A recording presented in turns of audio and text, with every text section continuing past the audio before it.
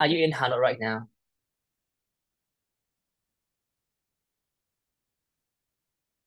Yeah, I am. One question. Do you feel like the weather? Are you talking about the weather? Yes, I'm not talking about what is supposed to happen, but don't you feel like it's kind of humid, but in an annoying way? Are you sweating? I'm sweating for no reason. Yeah, I think the weather make everybody tired these days, especially since the since last Monday, I think. I don't know Hmm. why, but I got headache all the time and I feel sleepy all the time. Well, perhaps it means that you're getting old. I mean, that's No, one way to look at it. Then are you sweating right now? not quite. Probably because I'm in a conditioner room. Oh, all right, it's good. So your air conditioner is on. Fancy. Yep. Okay. Well, I'm not that great when it comes to air conditioners. So I'm sitting in front of my fan, but it's on full power and I'm still sweating, which is strange, right? Oh. Anyway, so let's get the ball rolling. Today we're supposed to do speaking part three, but I want to let you ease your way in by speaking about one of these four speaking part two topics. All right. You all have 1 minute to just choose one of the four, and then two of you will speak. Right. This exercise is only to warm up your vocal cords, which is something that I always encourage you to do before your actual speaking test. Okay. Your 1 minute starts now. One of the four.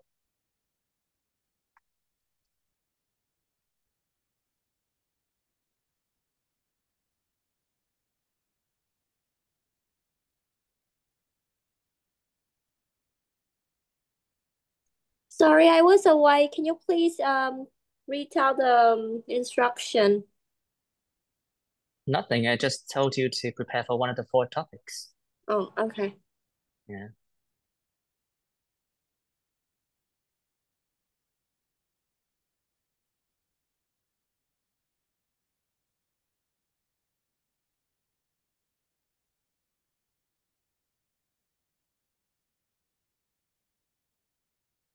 You have 20 seconds left.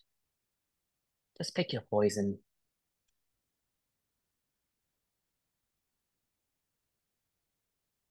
Mm, almost there.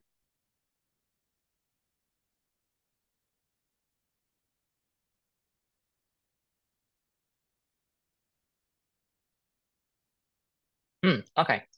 Now, um, I would like uh one, please.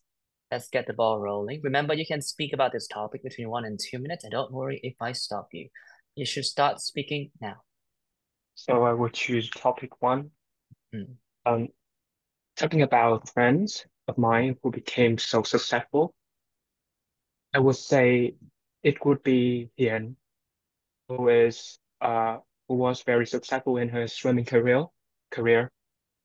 So basically, I met her when we were in our university classroom, and at first I didn't recognize her as was a talented or successful swimmer.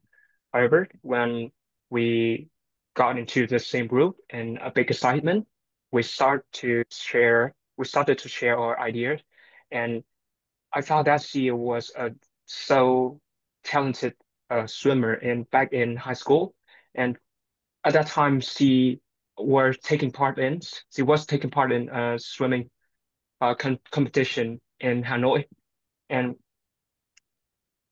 another time I'm also learned how to swim and how to trash in the water. So I also asked some opinion from her, and I get I got quite a lot of helpful idea from him. After that, we just went swimming together, and when we went swimming, I just found out that's why she was so successful with her swimming career because where she was so diligent. He just she just kept practice one skill so many times, and after that he tried to teach everyone. That that is the way she learned how to do it more frequently, and moreover, she also get a lot of. Thank you. One question. Is that a real person or something that you took from my script? It's not a real person. I just learned it from your script. Oh, that's fine. That's not a problem. I just wanted to know. That's all. Let's move on then. One more person. Again, this is not the focal point of today's lesson. I just want, you all to just warm up your vocal cords before we, move on to the next lesson.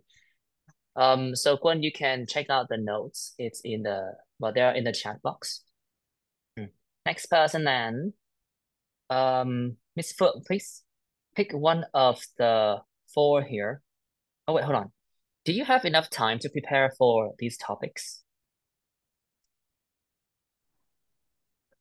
I would like to choose topic one. Also topic one? Fine. I have a friend who became successful. Remember, can you speak right now? Because the 1 minute for preparation was already completed. I would like to talk about a Vietnamese pop singer. His name's Hải Tuấn. He rose to fame since he participated the national singing competition. Um, he has made a significant influence on both music industry and society. Uh, the thing that made me really impressed about him is that he's uh, uh he's uh very hardworking, and he has a strong will. I remember that I read about a news uh, about him that when he was at high school, he was really overweight, which is really nearly 100 kilogram. But after that, he tried to go on a diet and do a lot of exercise. And right now, he is really good looking, and he left a lasting impression on the audience with his vibrant smile. He's also, although he's really successful, he's really down on earth. He used to spend a lot of money on charity to help children in the orphaned and the poor people, the poor Vietnamese people. He also a magnetic people that inspire the young to try a lot to become the better version of themselves. Yeah, and Thank you. Good. So that was a solid 2 minutes. Just a moment.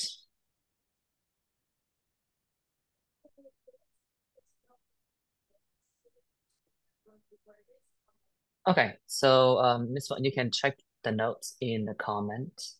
yeah, thank you. Um, I would say that, yeah, I mean, both of you at this point are capable of speaking at length. And based on, these notes, I would like you and, other members of the class to pay more attention to accuracy. So for Kun, for instance, career, not career. I didn't recognize. You do have to, Kun, you have to be more serious about your pronunciation.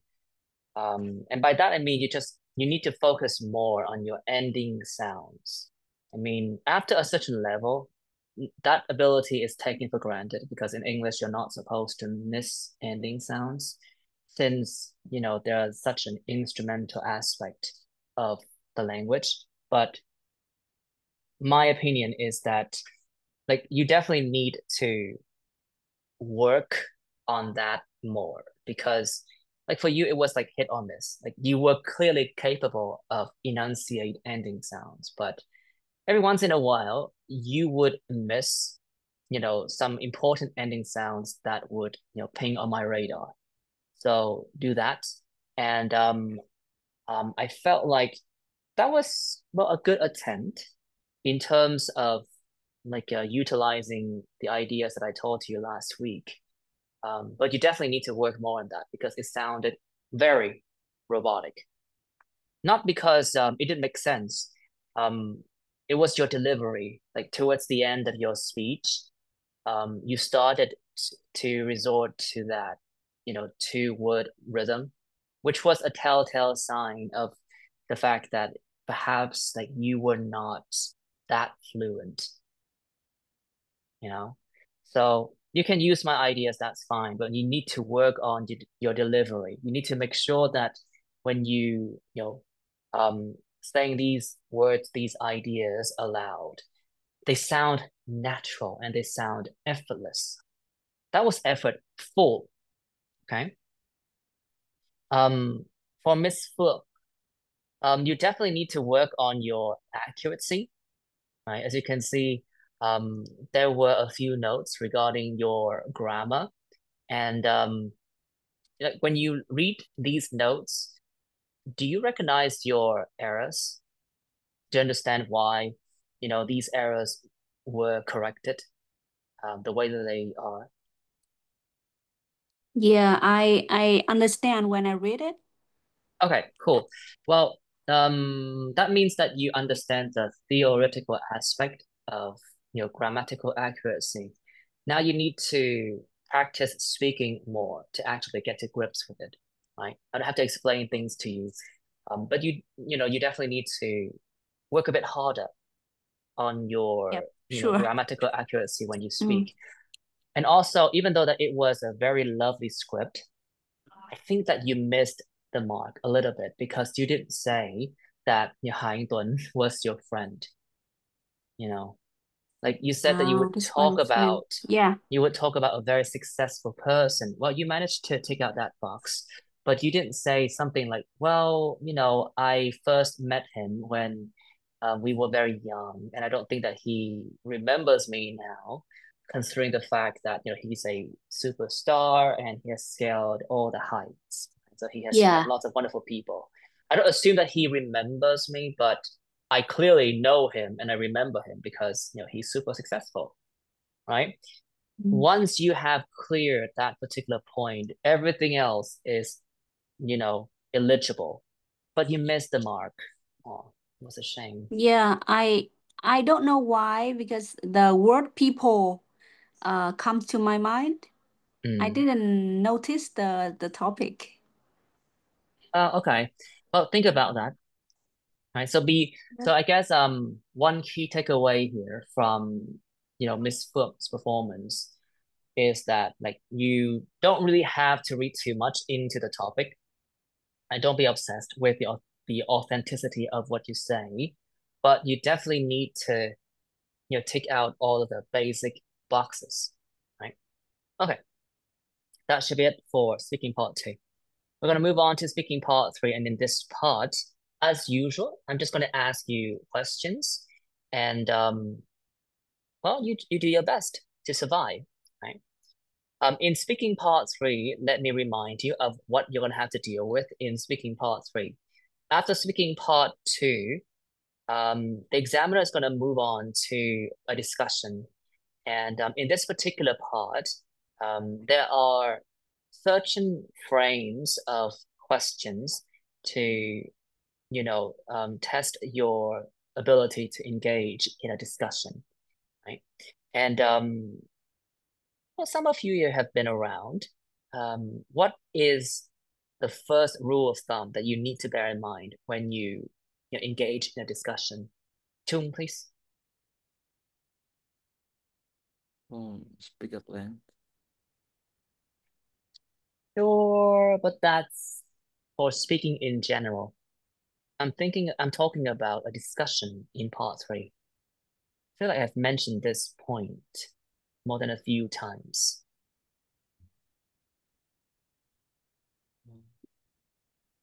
Okay, Hiền, please.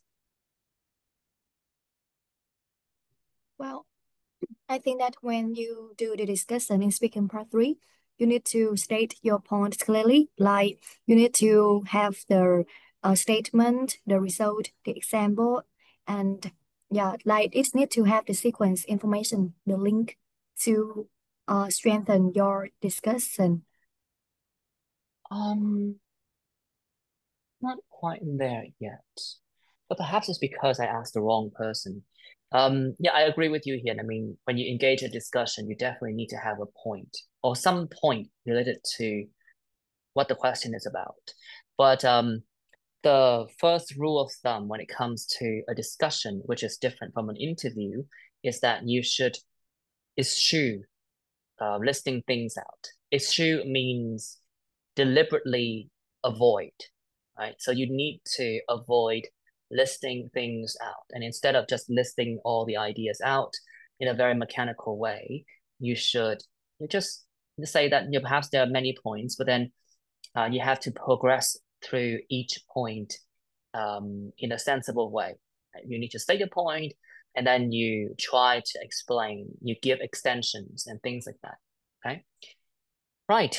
Now, for the first frame is often about just general knowledge. Chang, please. What role does education play in a country's development? I think education plays a very crucial role in a country's development because it provides people with the skills and the knowledge that is essential to contribute to the whole society or the economy. So I think when citizens are educated, they can work in different fields. They can create technologies. They can make better decisions for their own communities. For Thank you. example, But then, do you think that education is only about, creating a workforce for society? Is there a different, benefit that education can give society? well, I do agree that it's gonna create a workforce for the future. Um, but then, beside those things, I think education can help people to realize their own value as well. What do you mean by that? Um, well, I think they should um, be aware of their self-worth. They should have um, their own knowledge about their strengths and limitations. In that way, they can contribute more to the society where they are living in. But then, in your opinion, which objective is more important?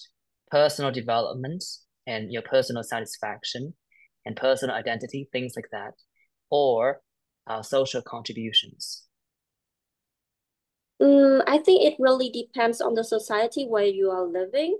What I'm trying to say is that if you are brought up, if you were brought up in a country like in Asian country like Vietnam or other Asian countries like Korean or China, things like that, probably they you will be likely um to be to care more about the society rather than your own like identity or your own worth, probably because of the way you are raised.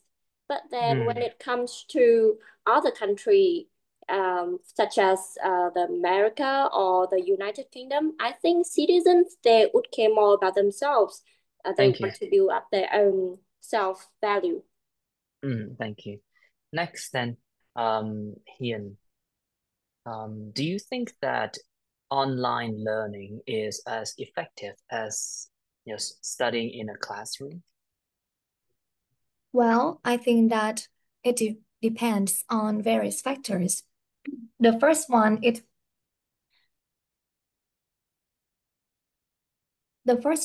would be about the teachers and the students. In the case that the teachers are enthusiasm and the students are self-disciplined, I think that the online classroom will be much more effective than the physical classrooms because they know what should they do in the online classes. However, for the case that the students they are not really self-disciplined and be lack of motivations, they will did not use take the use of the advantages of the online classrooms. And moreover, also about the devices and the Wi-Fi connection, the online classrooms face a lot of troubles if the Wi-Fi connection is lag and then the design and also the materials cannot meet the students' need in their Thank you. study. But then, do you think that in the future, online learning will become even more popular and eventually replace studying in classrooms? Well, I think yes. This is mainly because recently the technology advancements and improvement has also brings a lot of benefits to online classrooms because it makes the online classroom more visual and more convenient for the students and the teachers when they teach internationally and globally. Therefore, we can easily Thank you. access a But lot then, do you of. think that it's a positive or negative development? Well, I think that it's a positive development because people nowadays, um,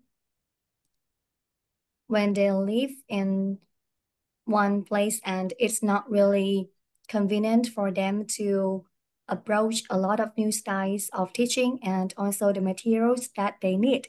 I think that online classrooms will brings a lot of new things to the table for them in their study. Thank you. Thank you. Let's continue. Chung, please. In Vietnam, how important is it for your people to have lots of knowledge? Well, I think that not only in Vietnam but also in over the world, having lots of knowledge is very important for every people. Because if you have like enough and good knowledge, it can help you to bring lots of job opportunities, so that you can get a very high salary job. But on the other hand, when you don't have like enough knowledge, it's very difficult for you to live in this modern world because you can't be employed by like large companies and Thank you. But then, do you think that in the future, the possession of knowledge will become less important than what it is now? Well, no, I think that it'll be more important because due to their developments of like artificial intelligence, nowadays their um finding work just become more and more difficult for people. So that I think that people who have like larger and more knowledge will be preferred by large companies and organizations. So I think that in the future, it'll be more and more essential for people to have lots of knowledge. Hmm. Thank you. Let's continue. Anh, please. In Vietnam, mm, what roles, sorry, in Vietnam, what is the most important role of schools? Well, I believe that the most central role of school, I mean that educational institution is to nurturing the workforce to further contribute to the economy and to the nation as a whole. Well, the reason is that I think school is very important for students in all stages of life to learn and make some social exchanges with people to adopt valuable knowledge about life. Thank you. Thank you. Some people say that in the future, children won't need to go to schools anymore. They won't need to go to school anymore because um, they can learn from the internet. Do you agree with that? In my opinion, well, it would not be the case.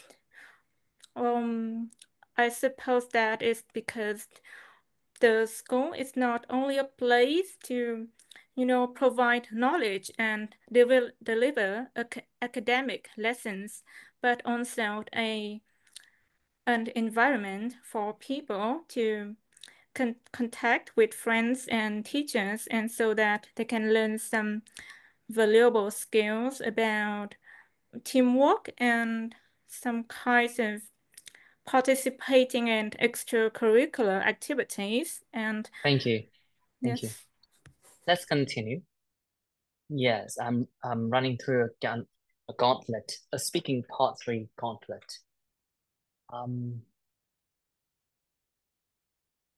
Nhung. Okay. Right. Let me have a look at the question. What are some of the advantages of online learning? Well, there are so many advantages of online learning. First thing first, like that kind of learning is very convenient. Like students and teachers don't really need to travel so far to come to the class. Moreover, there are like a lot of technological tools that teachers can take full advantage of. For example, teachers can organize some games or some like teamwork activities on Kahoot quizzes, and through that kind of Thank like you. Do you think that digital alternatives like online games and reading resources can replace activities in physical classrooms? mm, well, not really. Like it can support physical learning to a certain extent. I mean, our students sometimes need to have like a sense of refreshment. They need to like interact with wonderful features of those tools. For example, Kahoot or quizzes like do offer many kind of vivid movements of the characters that they can pick to like to do the task, something Thank you. like that. But then when teaching very young children, do you think that, teachers should include more digital games or lessons regarding AI? Mm, like physical games No, digital games are digital. or lessons involving the use of AI. Well, for very young children, I think it is still suitable because they are still at the age in which they need to explore many things, like the colors, the animals, and so on. So with lessons, integrated like AI, like teachers can provide like visual aids better and also Mm. like better uh demonstrations thanks to the videos and so on. Will the integration of technological tools have any potential negative impact on young students? Well, maybe, but I think it mostly relies on the teachers themselves. I think as long as they can manage or they can control the content, I think it's still okay. But there are still Thank you. some, yeah. Okay. Well, thank you all for your cooperation. You all did your best to survive that onslaught of speaking questions. Well, I've already sent you the link. It's in the chat box, and you can hop on the link to check out my notes. Um, I guess on the positive side, well, all of you were able to speak at length, and all of you were able to engage in a discussion. None of you, fell into the trap of listing ideas without any giving any extensions. So that was nice. I mean, everybody, you deserve a pat on your shoulder. Um, there were a couple of mistakes, but I guess for this type of interrogation, all of you did a fine job. So I have nothing negative to say about you, except for a few comments regarding your grammatical mistakes, right? In speaking part three, I do have to say that I tend not to be overly strict when it comes to your word choices and your grammar structures, because I honestly think that for the purpose and for the sake of this course, and also your training in speaking part three, your focus should be on like trying to provide meaningful extensions.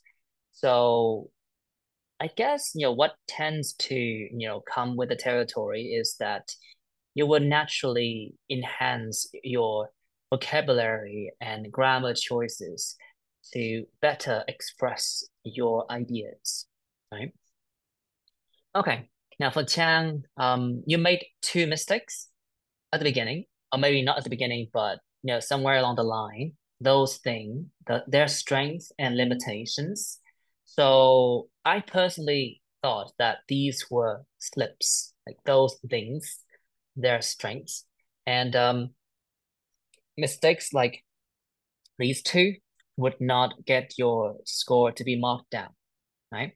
So that's a good thing. But then when you moved on to the third question, which was about something or another, to be honest, it has already slipped my mind. But you kept on saying in Asian country, other country. So, that became quite a noticeable problem.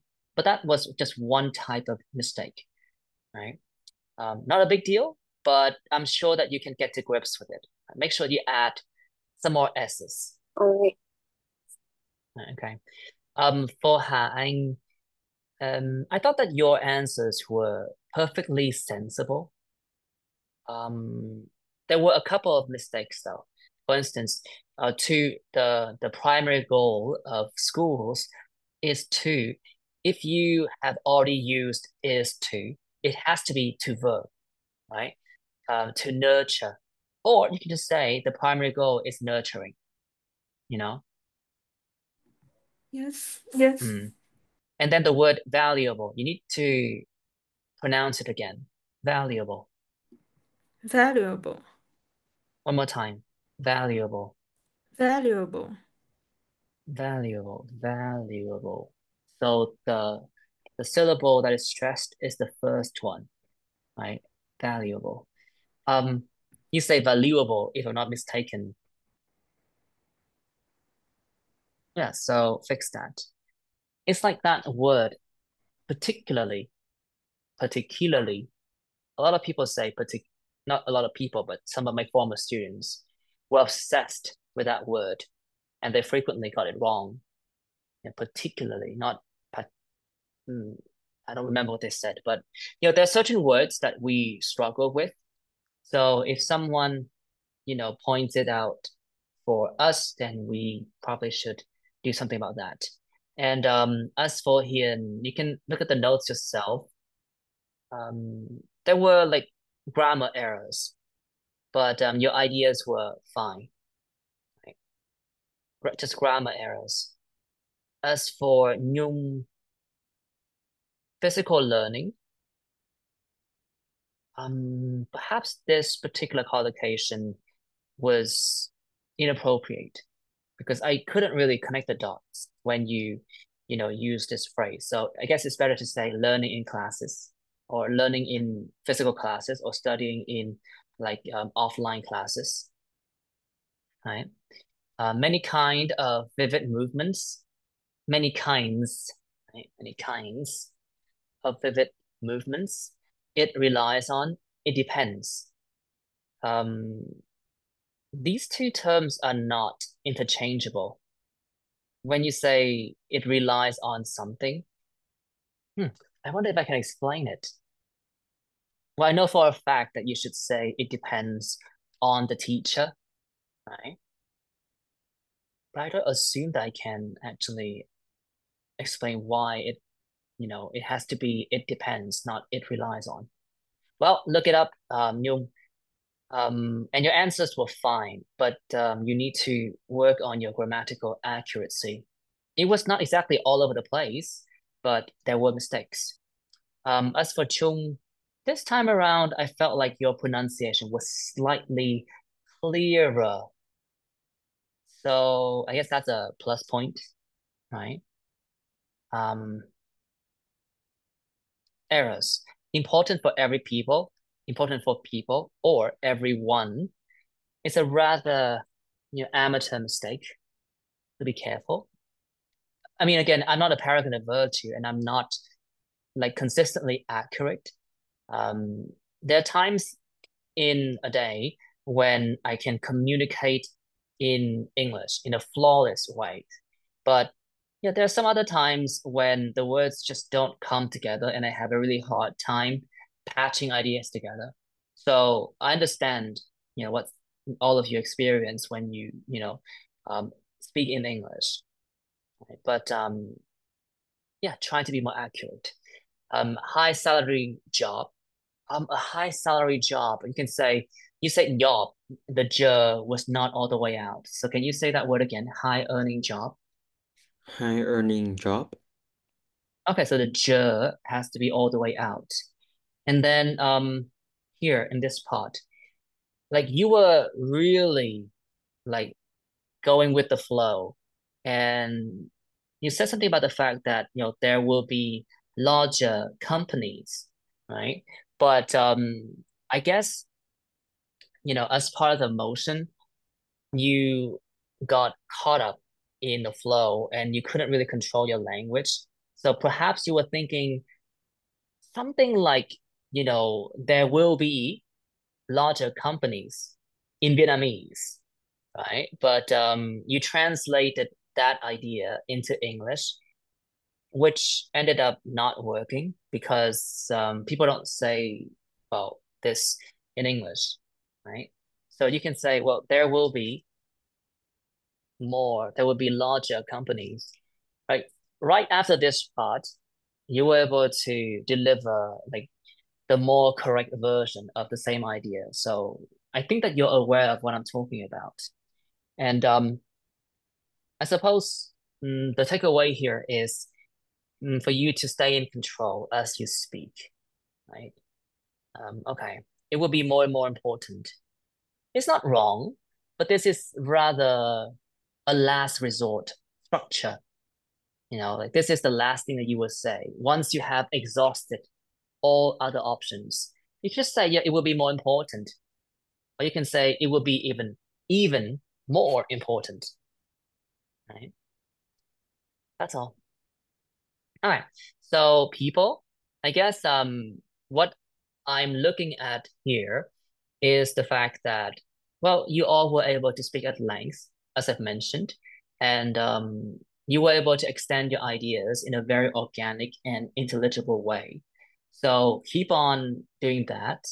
But if you have a particular goal of achieving a higher score in speaking, I do have to say that you definitely need to be more disciplined. Let me repeat that. You definitely have to be more disciplined, and you have to fix your mistakes. For instance, for Kwon, make sure, make sure you get to grips with the pronunciation of ending sounds and your speaking rhythm, right? Because I feel like one of the reasons for people to resist my comments is that I'm pointing out their flaws. But then again, you know if I were criticized, I would do the same thing, right? So I understand the fact that we kind of struggle to go out of our way to fix our mistakes. But the thing about the IELTS test is that um, after band 6, they don't care at all about your range. Honestly, after band 6, I mean, if you aspire to attaining a band 6 in speaking, well then sure. But after band 6, no one cares about your range. It's taken for granted. it's all about accuracy. So like for band 7, you get to make, some basic mistakes every once in a while. Let's say 20% of the time, right? But for band 8, it goes down to 10%. So essentially you only get to make one mistake for every 10 sentences, right?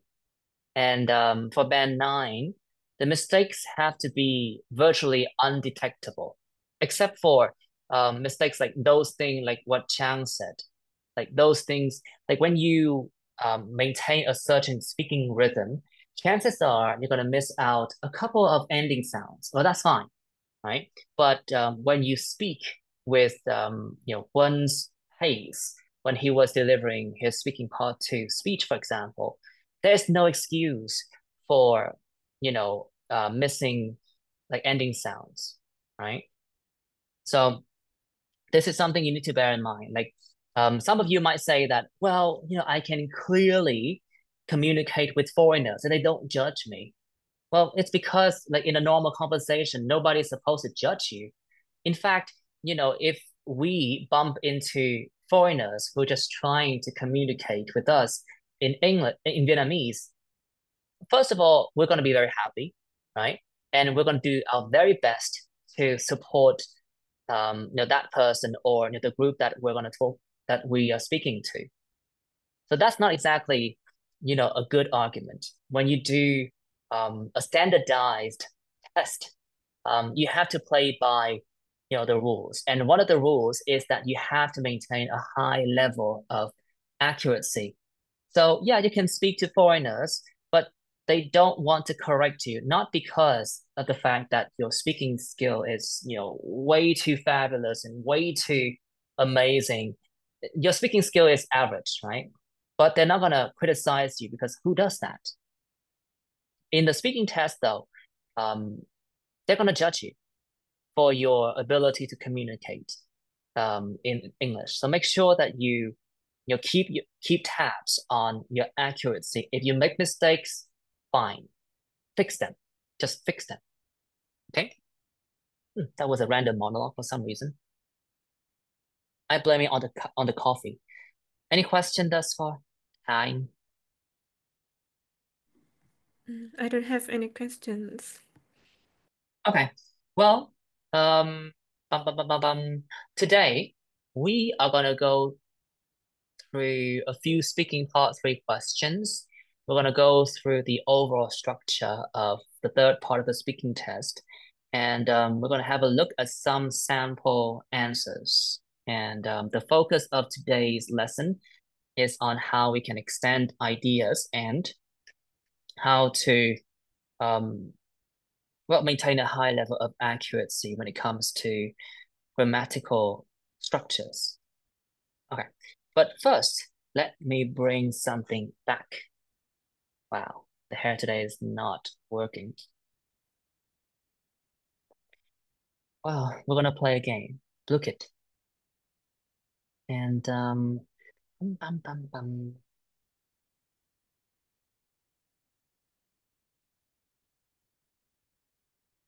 Mm,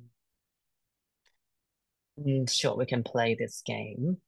And it's gonna be Gold Quest because I live for drama, betrayal, and last minute triumphant.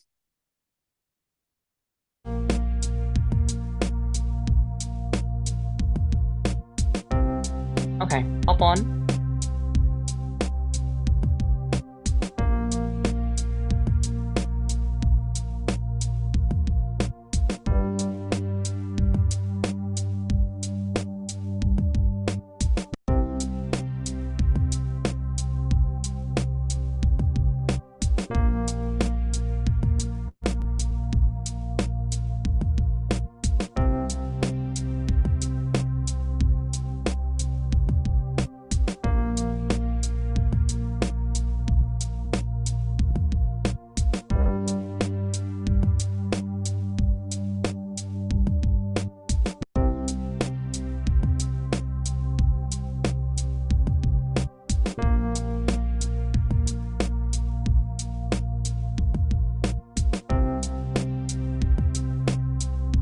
here, Nhung is here, Chung is here, Quân is here, Miss Phượng is here, Hiền is here. Chang, hop on. Okay, good luck.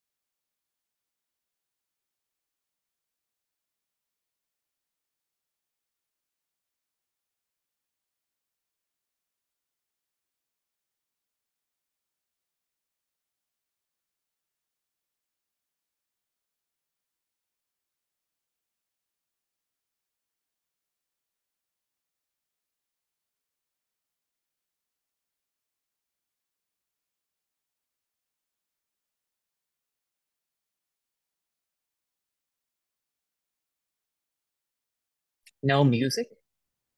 What's wrong with Phuket? Still no music. But okay. Miss Phượng, you're not playing? Or maybe, oh, you were playing, but then someone stole your money. Uh-huh. Okay.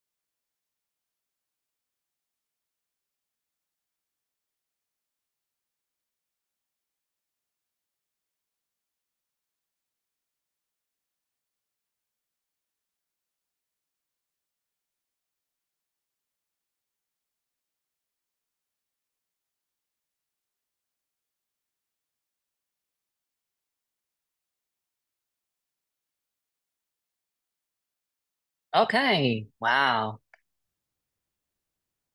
Right, so Nhung is the champion.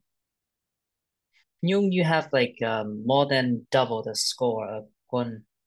That's a nice moose. And then Quân the second place, Miss Phượng third place. Hiền, what happened to you? Like you fell all Chung the way off. swept. Chung swept my gold at the end. Nhung, right? Nhung or Chung? Chung. The winner? Oh no, the sixth. Like it's nearly. Yes. Like, Chung, what's the point of swapping with her? I don't know.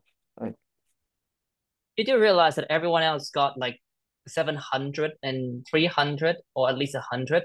Why did you even opt to swap for someone with merely 32,000 gold? Hmm. Okay. Well, hi, in fourth place. That was nice. Now, let's continue with today's lesson. So firstly, we're going to talk about how we can develop our answers. I'm pretty sure that you know a thing or two about this. So we're just going to have a look at the sample answer and we're going to analyze what the answer is all about.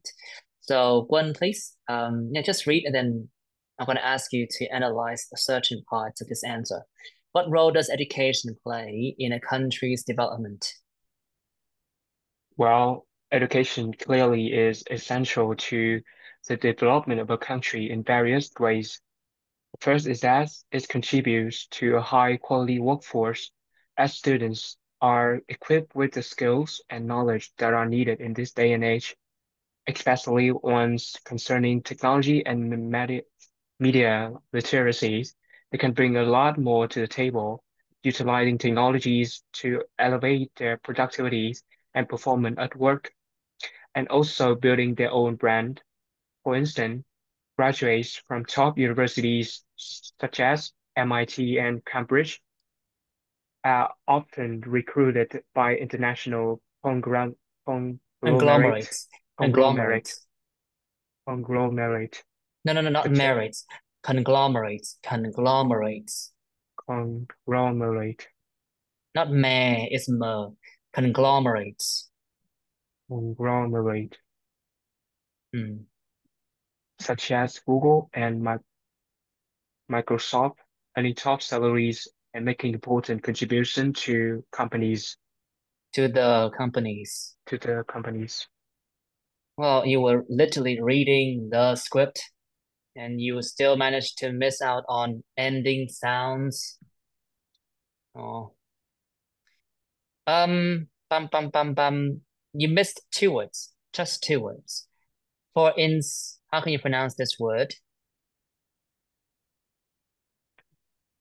For instance, Dun. for instance, Yeah, where was the S? It's like my biggest pet peeve for someone of your caliber, Quan. Do not make that type of mistake again. Continue. To the companies. to the companies. Yeah, right. Okay. So I guess for you, Quan, I'm gonna repeat what I told you in the previous lesson.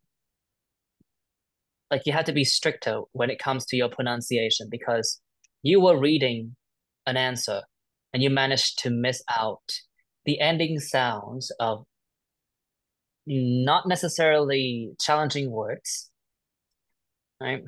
Okay. Well then, what is the point of this particular sentence?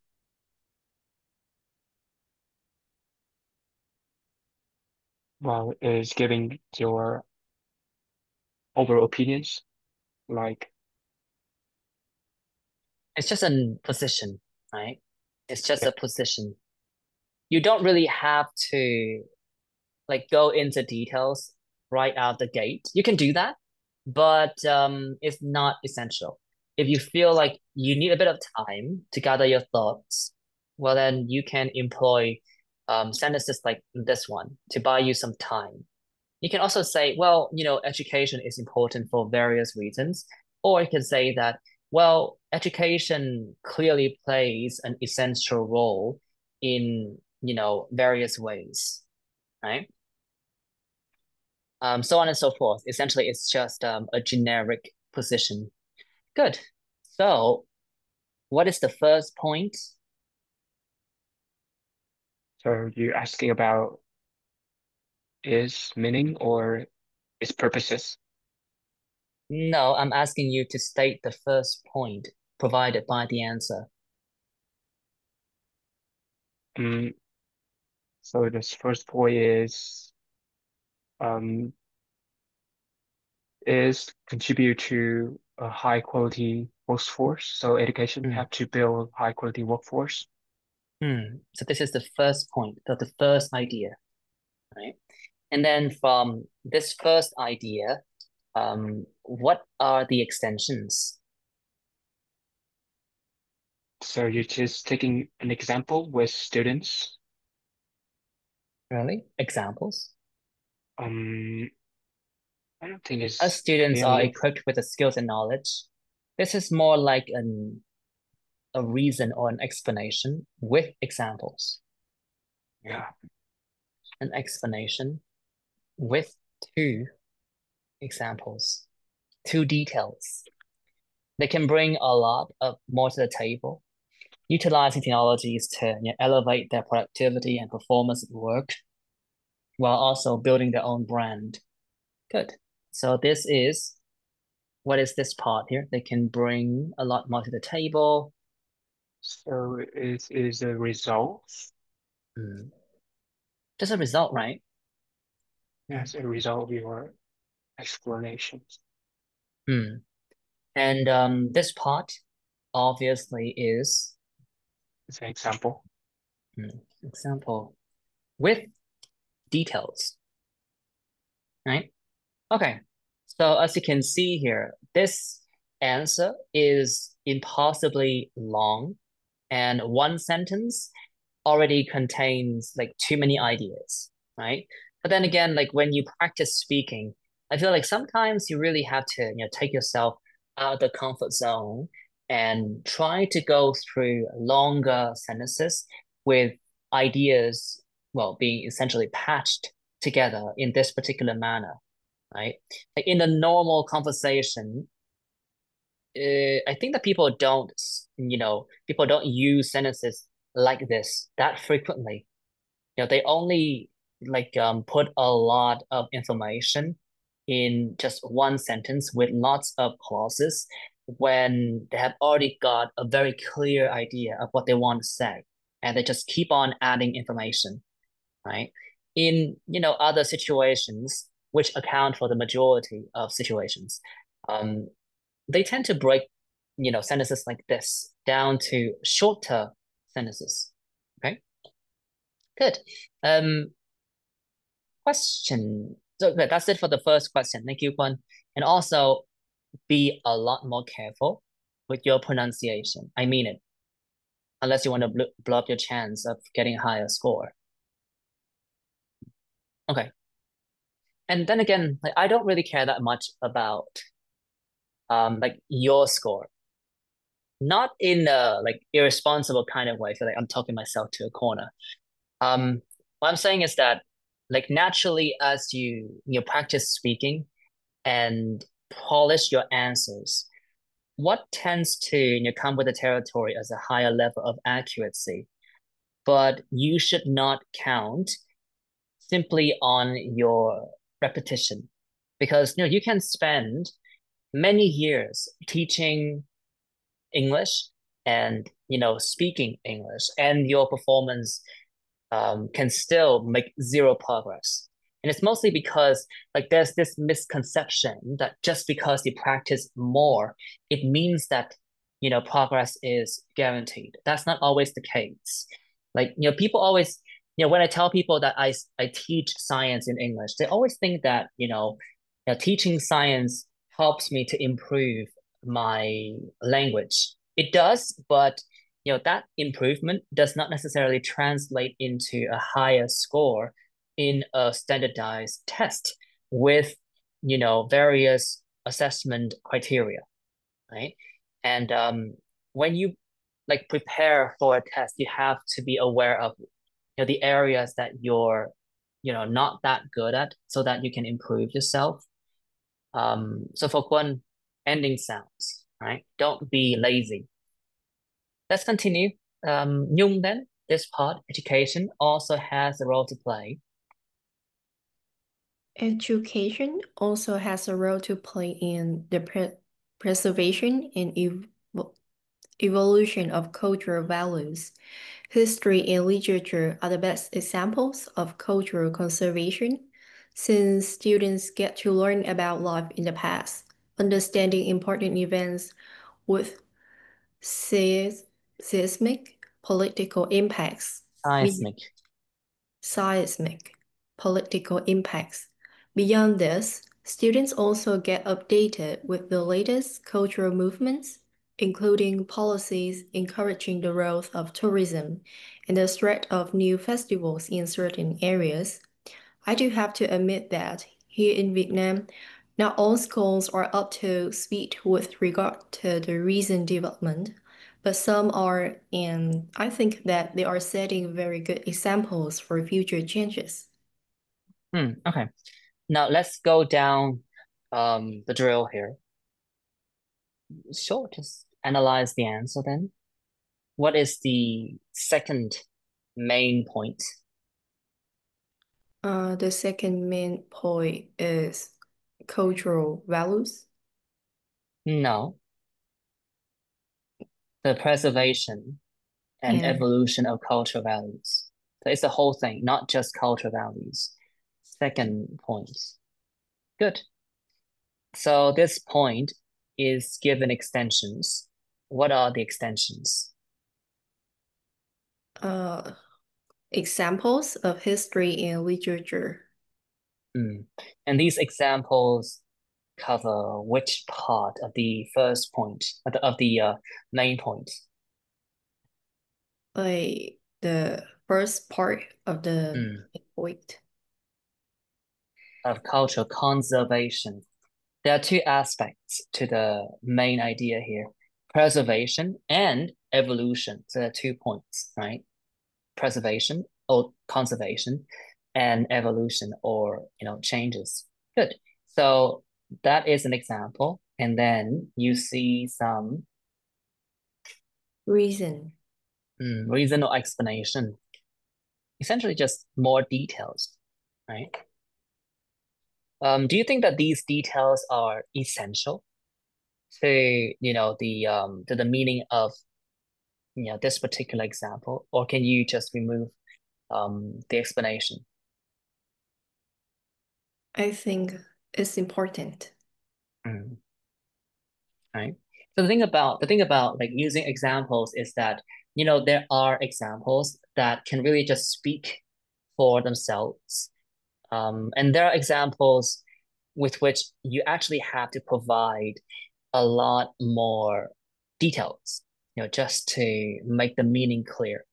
So I don't think that there's a formula for this, but I guess in most situations, extensions are needed, and your efforts to offer further explanations for your points are always appreciated, right? It's just that sometimes, like if you choose examples that are pretty much universal, then you don't really have to provide a lot of details, right? It's just that these are hard to come by. And okay, good. Let's continue then. Beyond this. So what is this part about? It's about evolution of cultural values. Evolution of cultural values. And is explained with a few examples, right? Including policies encouraging the growth of tourism and the spread of new festivals in certain areas. Okay, and what is the point of this last remark? I do have to admit that. Like just a comment. a personal comment. And well, commenting on arguments is a good way to, I guess, elaborate on the points that you're making. It's a very natural thing to do. And like sometimes, like candidates are not willing to, learn ideas from other people or from other sources because they feel like these ideas don't really resonate with their beliefs.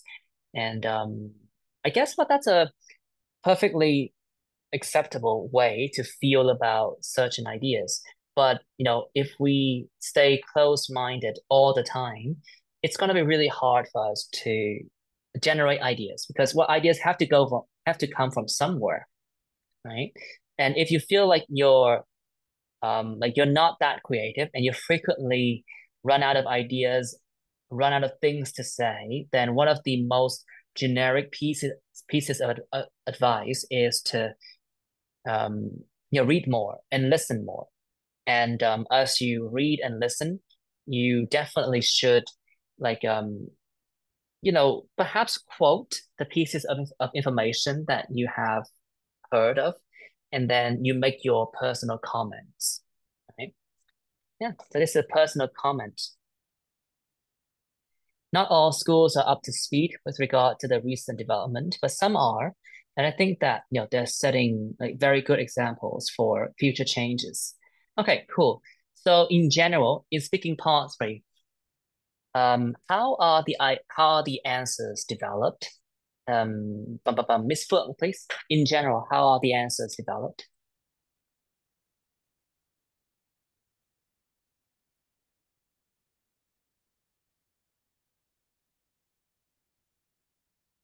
Miss Phượng, are you there?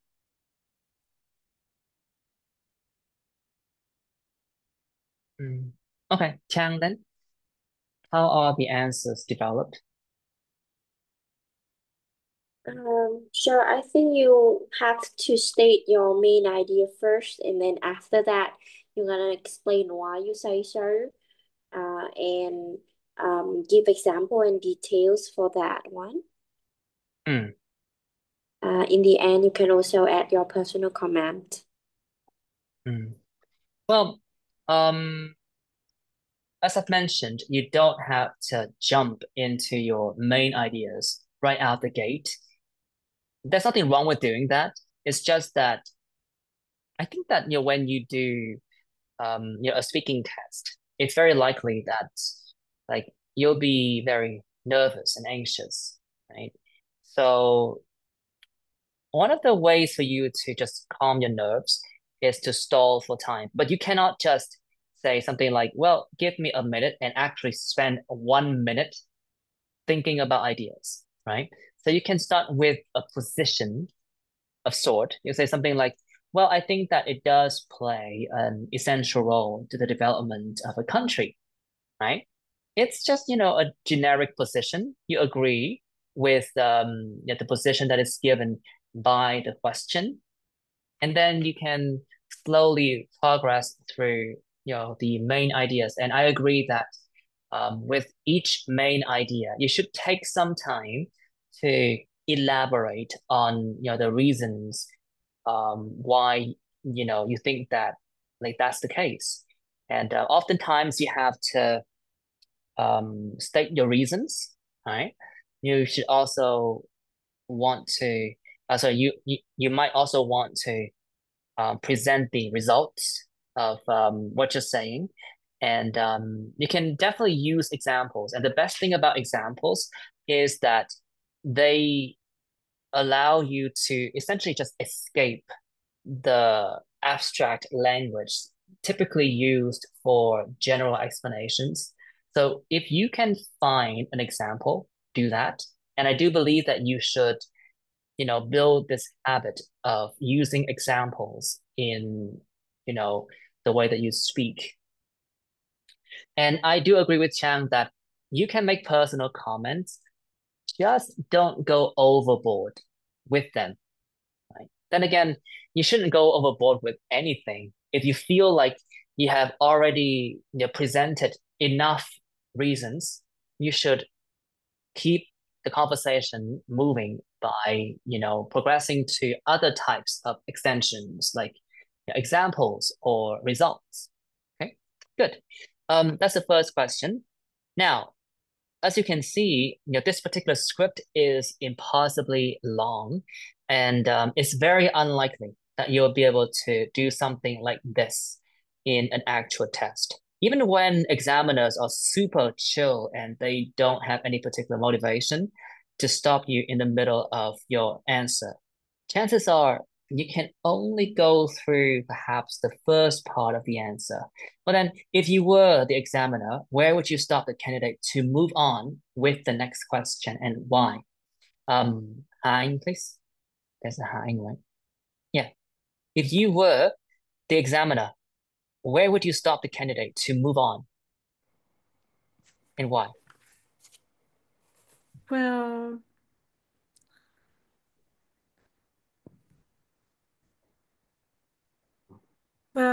is this only in the first body, in the first point, or just all of them?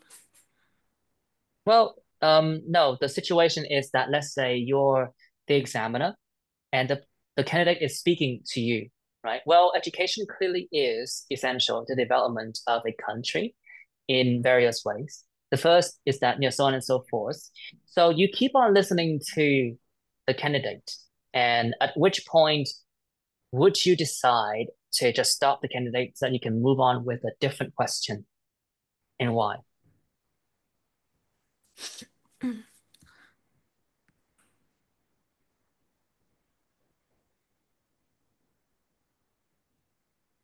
Well, I think that I would stop at the end of the first body, just behind the sentence, making important contributions to the companies.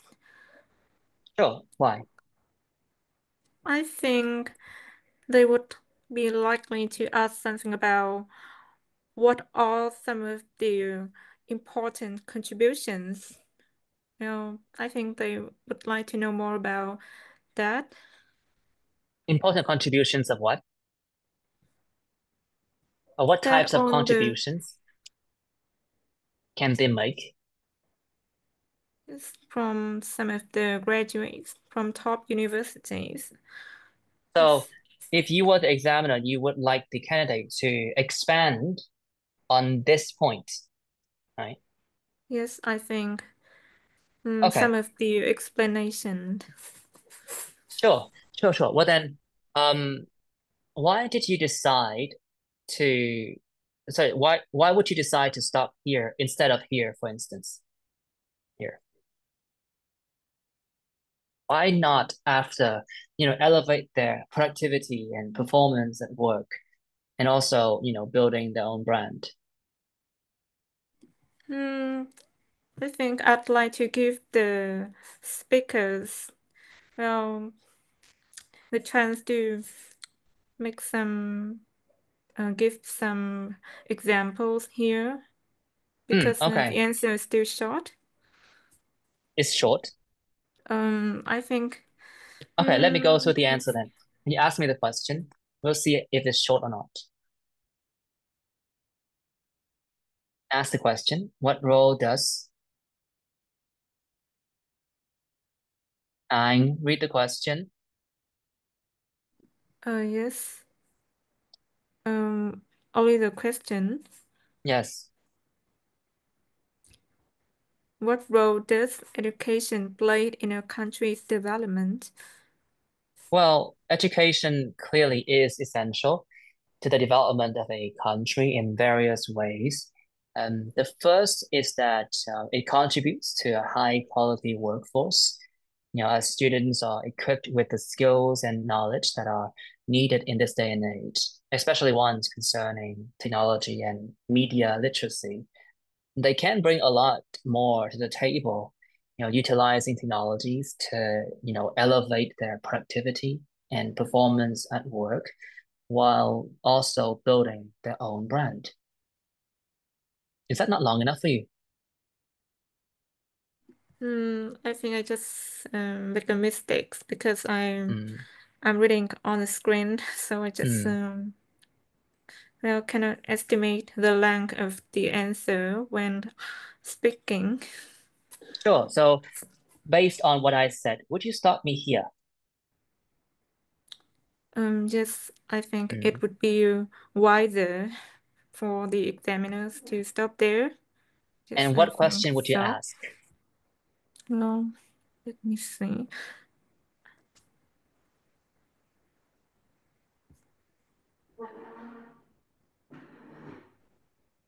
So you said that you wanted to, give the candidate a chance to provide an example. Well, so it means the obvious question to ask here is, Mm, so I think can you give me an example? That's all. You told me yourself that you wanted to give the candidate a chance to provide an example, right? So that means the obvious question to ask here is, can you give me an example? Right? yes. Okay. So, Hein, what I'm trying to show you is that, like, examiners are supposed to stop you in speaking part three, and they might ask you questions based on what you have said, right? So if you were an examiner, it would depend on what you consider to be appropriate. Like if you feel like this particular part is already enough proof of the person's ability to extend on this particular idea. And by the way, this part lasts 37 seconds. So you definitely have the right to stop me here, right? And if you feel like enough reasoning has been provided, you can just move on. You can just say, well, can you give me an example of that? Right? And if you feel like the examiner, sorry, the candidate should still, just grab the bull by the horns and provide examples on their own, then you can just let the candidate keep on speaking. And if there's a for instance, then you can let the person, continue speaking for perhaps, 10 more seconds.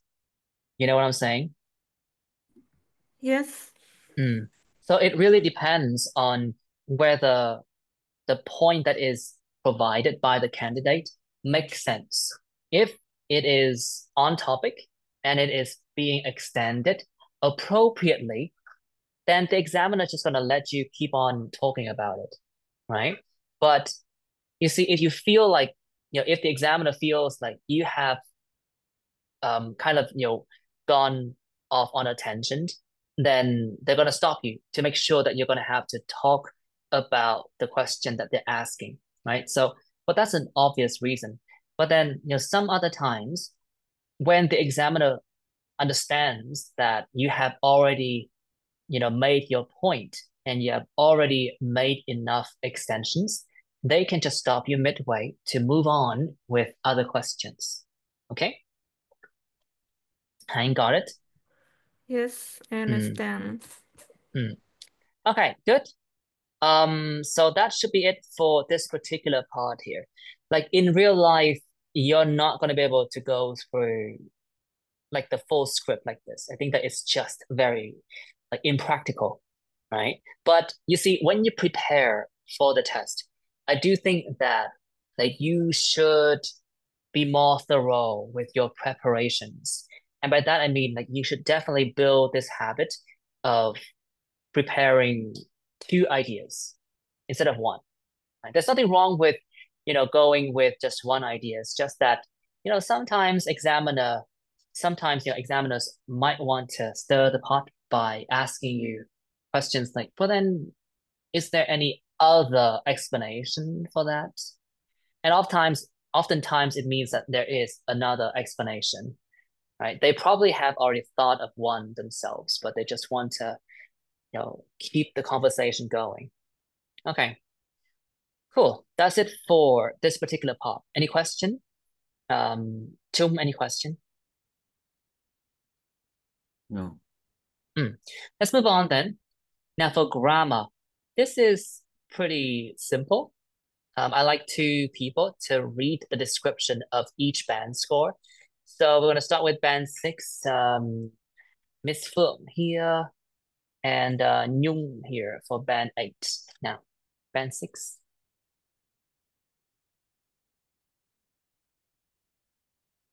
Miss Phượng, are you there?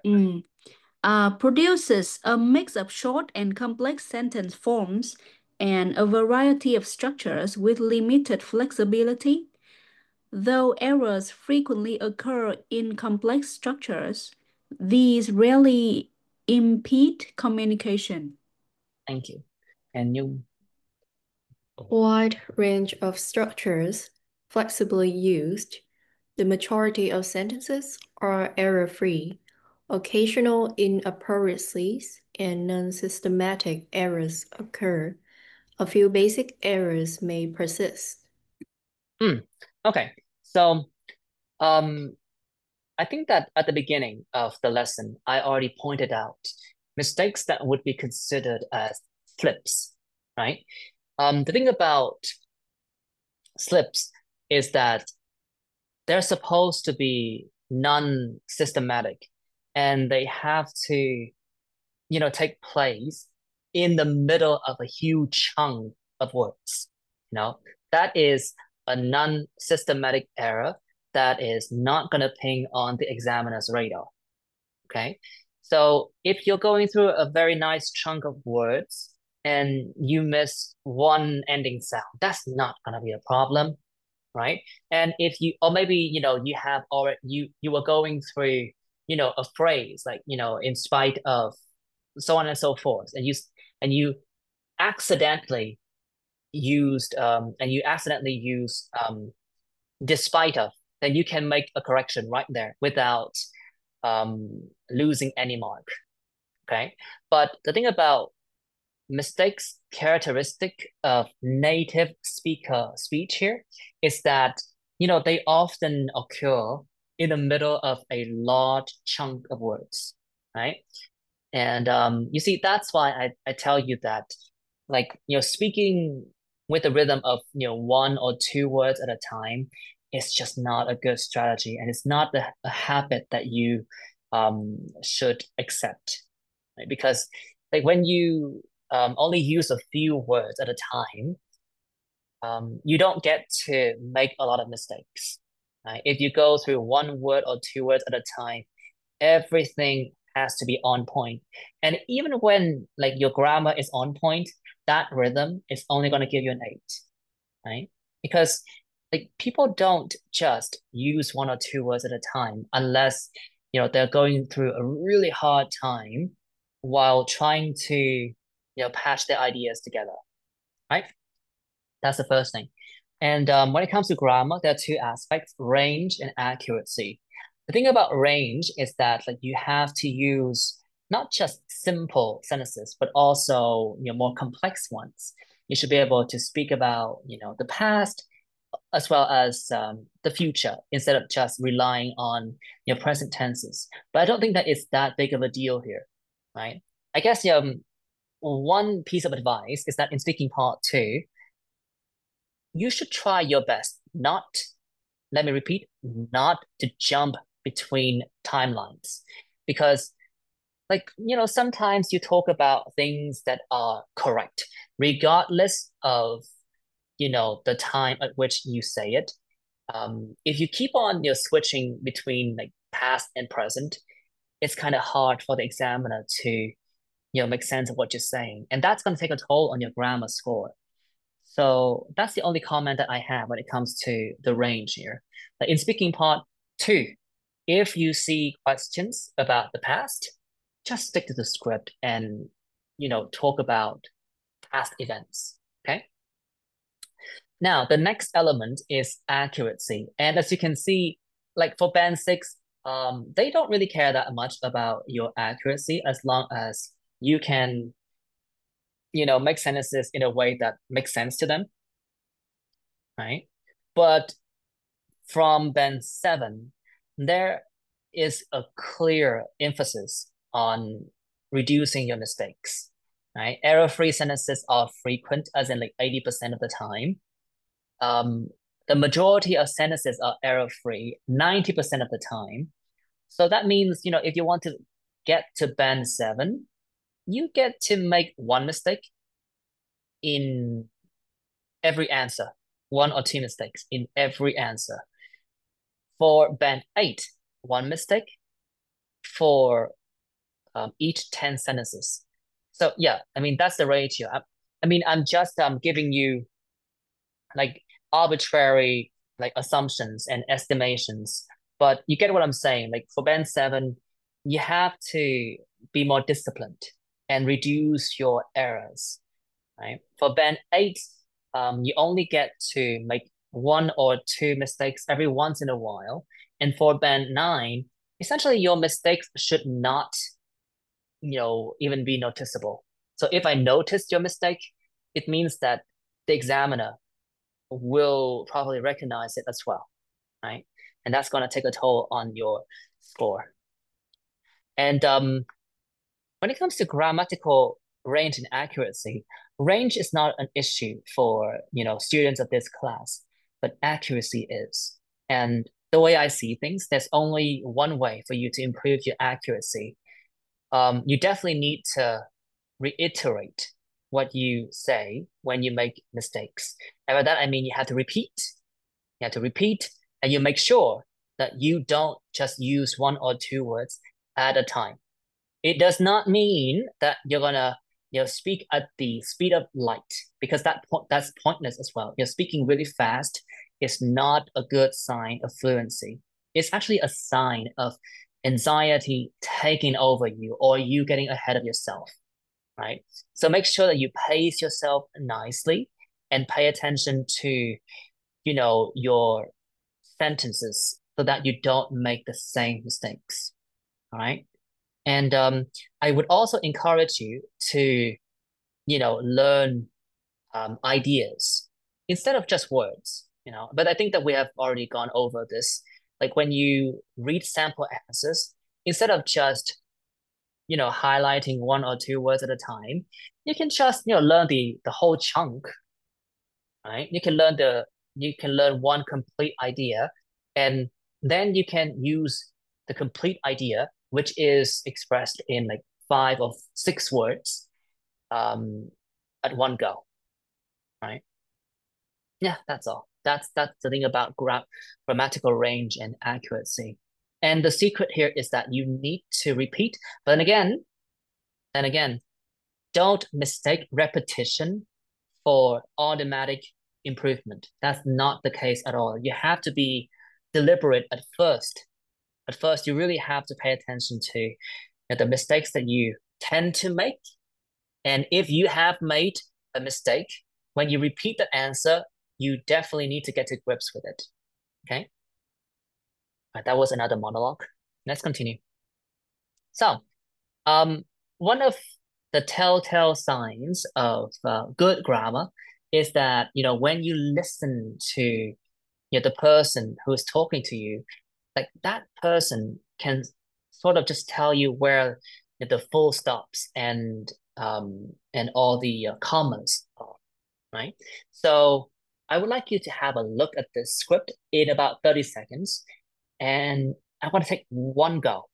Yeah, I like one person to read through this answer, and then you should make, sensible pauses. That's all. I just need sensible pauses. I don't even need you to tell me where the commas and full stops are, right? Just make sensible pauses. Right, I'm gonna give you 30 seconds to go through the answer. I turned off the camera the entire time. That was an epic monologue.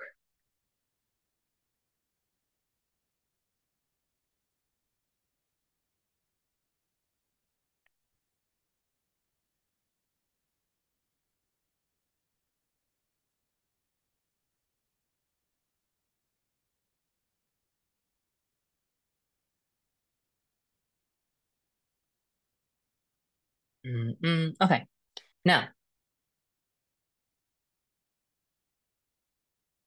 Hiền, please have a read.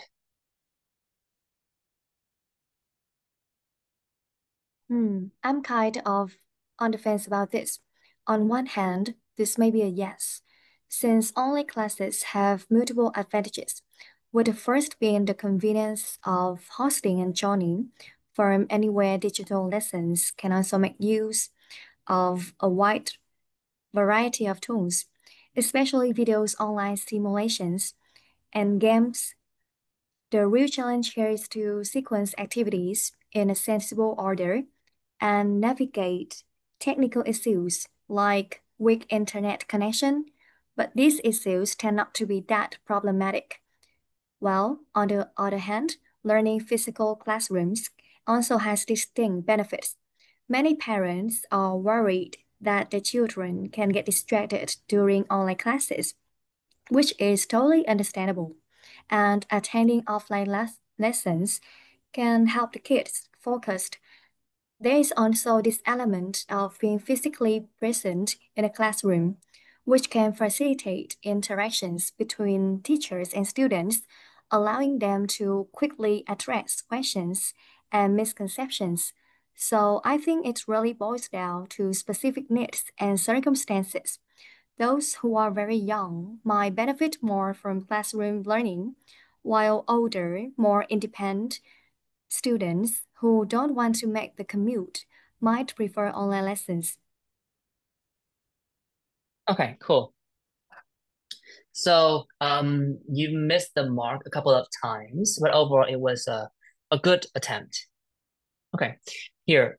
The thing about, answers without, stops and full stops and commas is that, like, you really have to decide which chunk would help you to express, a complete idea. Understand? And it's a tricky thing, but well, it's a useful exercise. Like when you like listen to your own recording, if you can't decide where the pauses are, it means that your grammatical accuracy is gonna take a blow, right? Yeah. Okay, let's go to the answer here. I'm kind of on the fence about this. Fine. On one hand, this may be a yes, since online classes have multiple advantages. Not mu is multiple advantages. With the first being the convenience of hosting and joining from anywhere. You must stop here, right? Digital lessons can also make use of a wide variety of tools, especially videos, online simulations. You cannot put online after videos, I think. Not well, at least not in this case, because it wouldn't make any sense, especially videos, online simulations, and games, right? So here, even though you paused here, your intonation was a bit off, right? It should have been something like, especially videos, online simulations, and games. Right? You need to stretch that word out a little bit more because that was the final example that you could think of, right? So do it again, especially to games. Especially videos, online simulations, and games. The real challenge here is to sequence activities in a sensible order and navigate technical issues like weak internet connection. But these issues tend not to be that problematic, so on and so forth, right? All right. Well, I guess the point of this exercise is that like you need to think of ideas before you say them. And it's not an easy habit to acquire, but it's essential for candidates on higher levels. I mean, they don't really tell you that they think about ideas ahead of time, but that's what they do, right? Or at least, they only need like one hint of the idea, and then they have one whole chunk of words that would allow them to express that idea. And they don't have to, translate um, one word into another from one language into another. And as you can see, when I'm speaking to you, there are certain parts in which I'm really fluent and I can just go on and on and on and on. But then there are certain parts where I really have to slow down and like put my thoughts together. And sometimes I lose my accuracy as well. Right? I mean, I'm willing to admit that I still make mistakes. It's just that I guess I have more experience than some of you, and I'm more willing to, correct my mistakes, right? So think about that. And yeah, I mean, there's nothing special about this particular sample answer outside of the fact that, again, it's ridiculously long. It is very impractical in like a real test. But when you prepare, again, go the extra mile and make sure that you prepare in a thorough way. Like you think about a point and an example and an explanation. Okay, down here. Identify the grammar mistakes in the following script, and this time you cannot stop. Just read and correct. So we're gonna go as far as we could with this one. Let's start with Chang, please. How can the value of knowledge change over time? You're really picking my brains with this one without us. Let's see. In this day and age, knowledge is a powerful asset using for a variety of purposes. Those knowing a lot. Stop. It's used for or being used for a variety of purposes. Thank you. Let's continue. Chung, please. Those knowing a lot. Those knowing a lot, okay, a lot, can become teachers, make a living room, imparting their knowledge on others. Make a living room, really? That disqualifies you right away. Making a living from. Oh my God. Let's continue then, Quân. Start from the can. Making a living from. Making a living from. Continue. Imparting their knowledge on others. Those can. Sorry, there must be a two here. Imparting something to someone. Yeah, it's a very tricky phrase. Let's continue then. You can continue, Quân.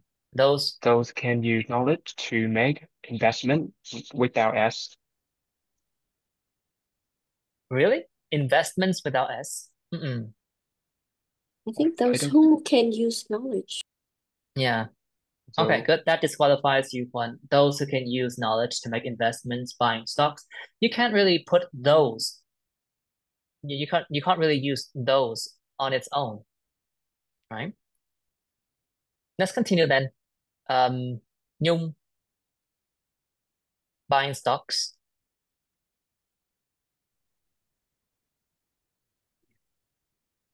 Buying stocks in real estate property can also accumulate tremendous amounts of wealth, which tends to give them a really high social status as well. Well, the 10 here, the word 10 here is how should I say this? Like you can use tend or tends because it depends on which is what thing you're referring to. If you're referring to the act of accumulating tremendous amounts of wealth, then it's tends, right? But if you're referring to amounts of wealth, then that would be tend. Okay. And in this case, I think that it's more likely that examiners would think that, yeah, you're referring to amounts of wealth because that's already a full phrase, right? Yeah, so which tend to give them a really high social status as well. Let's continue. So, you continue. So that's why it's important for people to always learn something new from newspapers, social media, or any sources of information. Any source is fine, but any sources is also not wrong. Thank you. Let's move on with the next person, Hian. But I think in the future, this will change, mostly because of the access to AI-powered tools. User can simply ask questions, and these platforms can provide them with detailed answers crafted from a multiple source,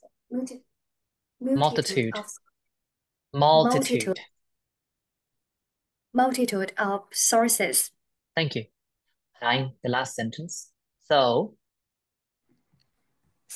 I suppose the value of knowledge will not be in the ability to acquire it.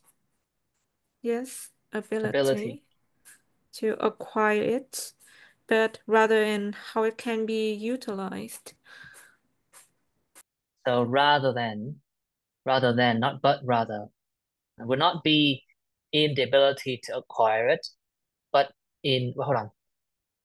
What's the sentence about again? So I suppose the value of knowledge would not be in the ability to acquire it, but rather in how, okay, sure, but rather in how can you fix this, the last part? How it can be, right?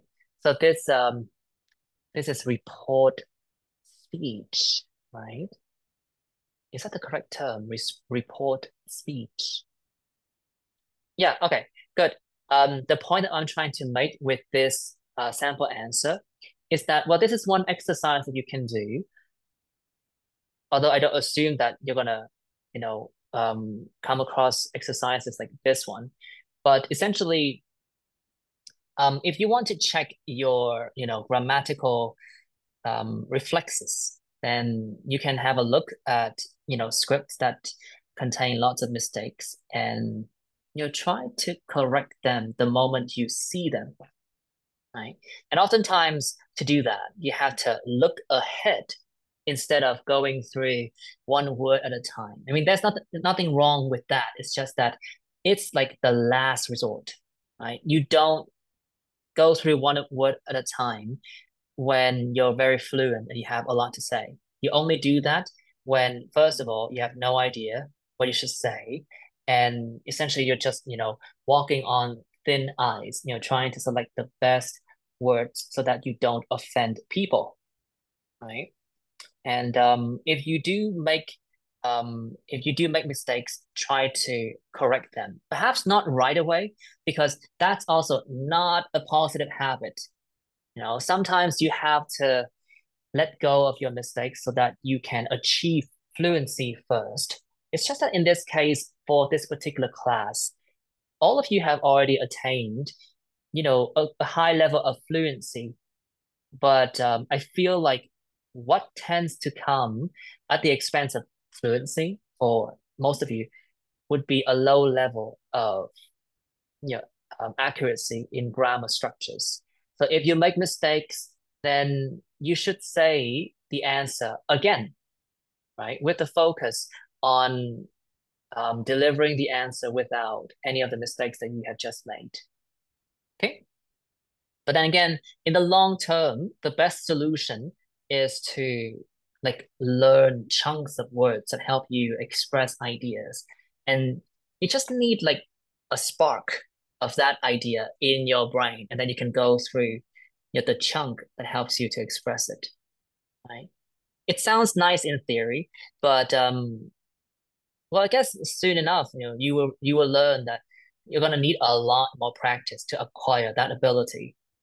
And even when you have already acquired it, you can still miss the mark because perhaps your brains are not working that well, or you've had a hard day, or the stars are not aligned, and your vocal cords are not working well. Many reasons. Okay, right. Any question thus far? That's it for today's lesson.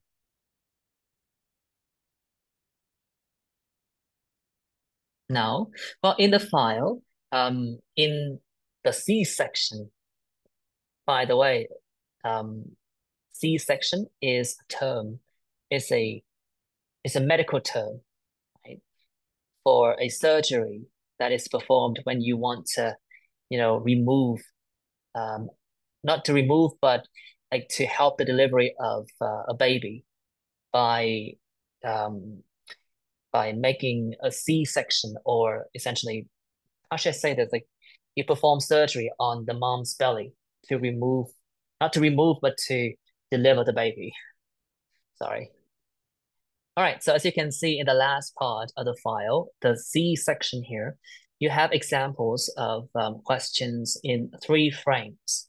Right? The first frame mostly concerns general knowledge. The second frame deals with opinions, and the third frame is somewhat more abstract. And usually, like when you do the speaking test, if the examiner can already tell that you know how to speak English, then after the first frame, they're just gonna jump straight to the third frame. Okay. All right. Any question thus far? Film, any question? No. Oh, then that's it for today, and I'll see you next week. Bye-bye. Thank you for today. Bye-bye.